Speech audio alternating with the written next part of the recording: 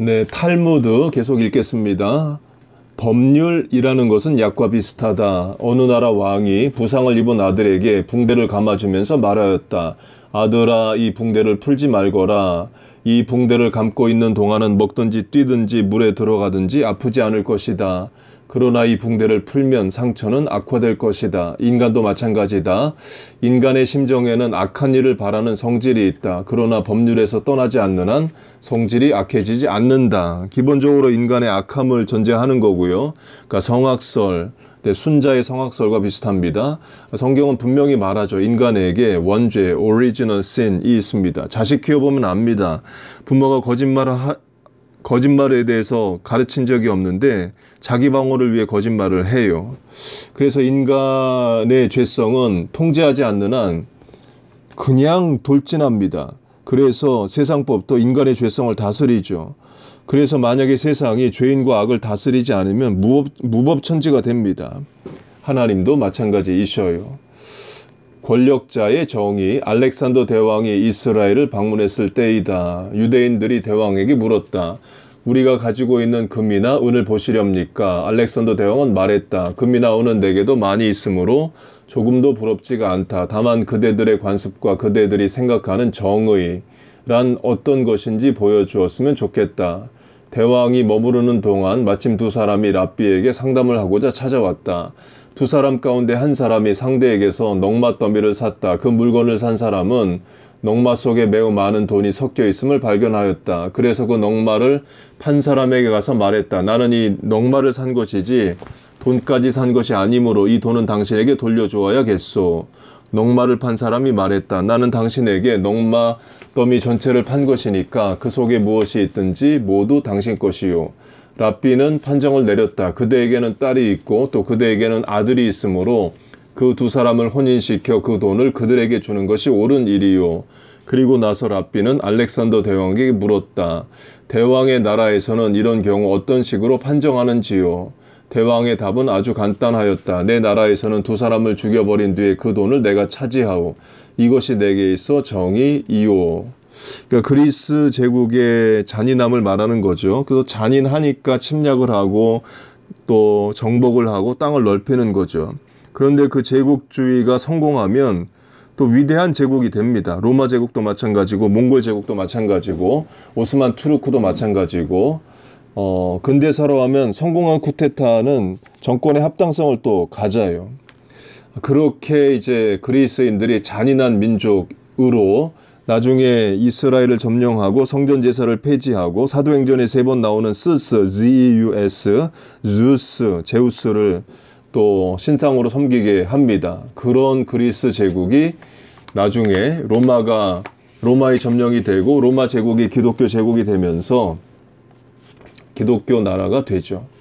포도밭, 언젠가 여우 한 마리가 포도밭가를 서성거리며 그 안으로 들어가려고 골똘히 궁리를 하고 있었다. 그러나 울타리가 쳐져 있어 들어가기가 쉽지 않았다.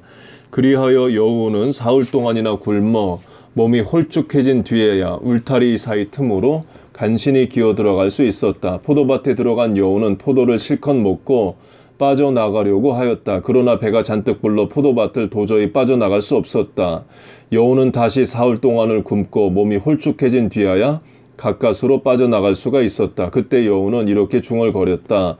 결국 배가 고픈 사정은 들어갈 때나 나올 때나 마찬가지로구나. 인생도 이와 같다. 인간은 알몸에서 태어나며 죽을 때에도 알몸으로 돌아갈 수밖에 없다.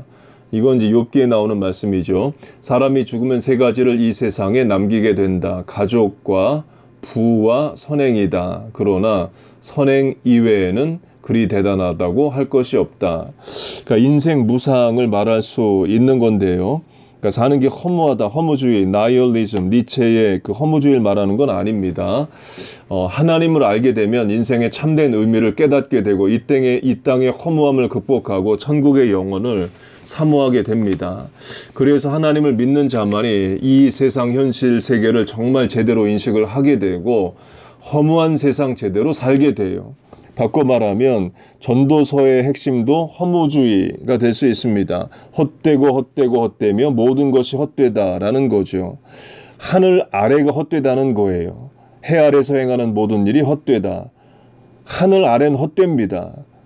그러나 하늘 위 하나님 계신 곳은 영원한 가치와 참된 의미가 있습니다. 그래서 하늘 아래를 사는 저와 여러분은 늘 하늘 위를 바라봐야 돼요.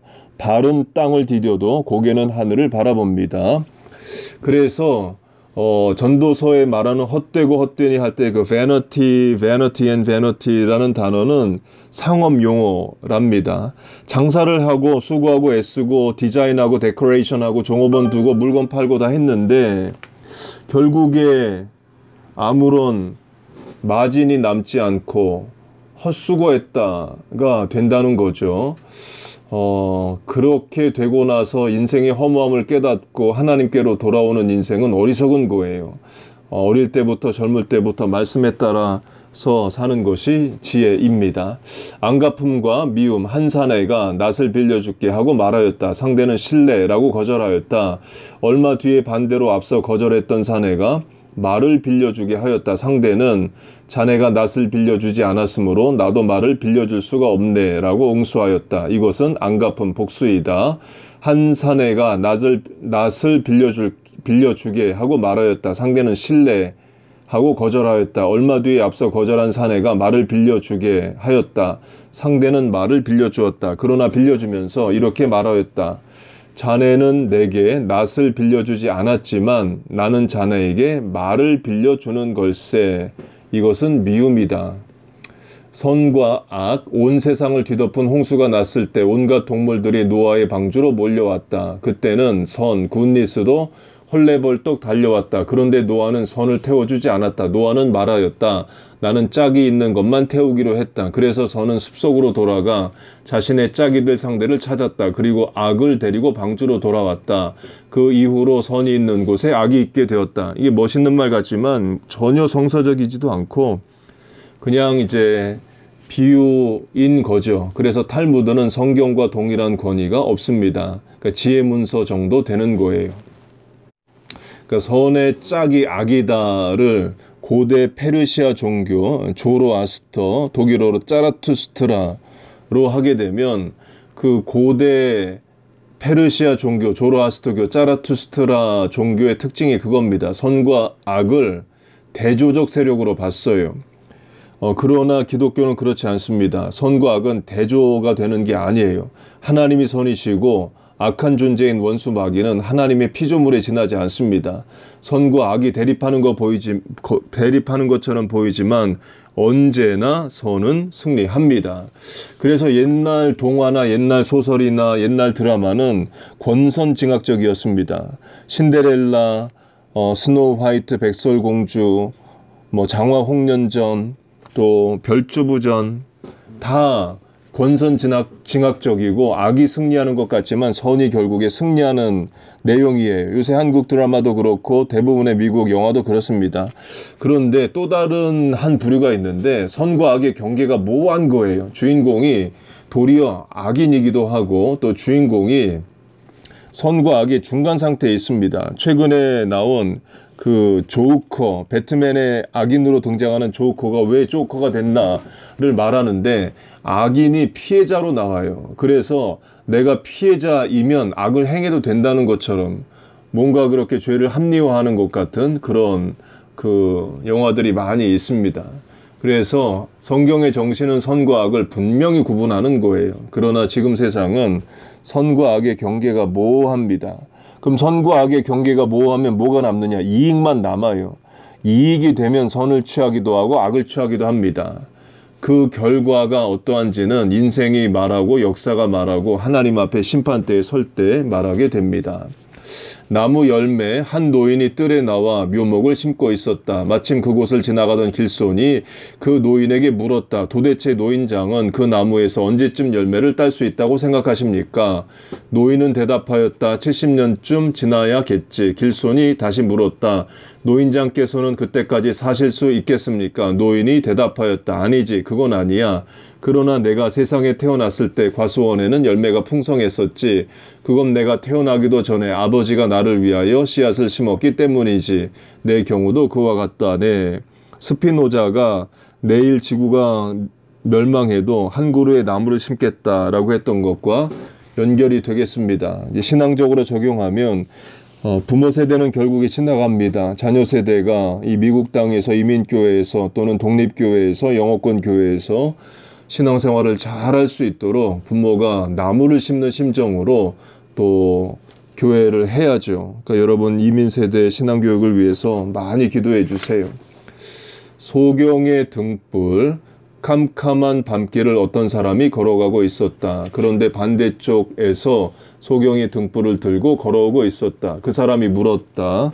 당신은 소경인데도 등불이 필요하오. 소경은 대답하였다. 내가 이 등불을 들고 걸어가면 눈뜬 사람들이 내가 걸어가고 있다는 것을 알 수 있으니까요.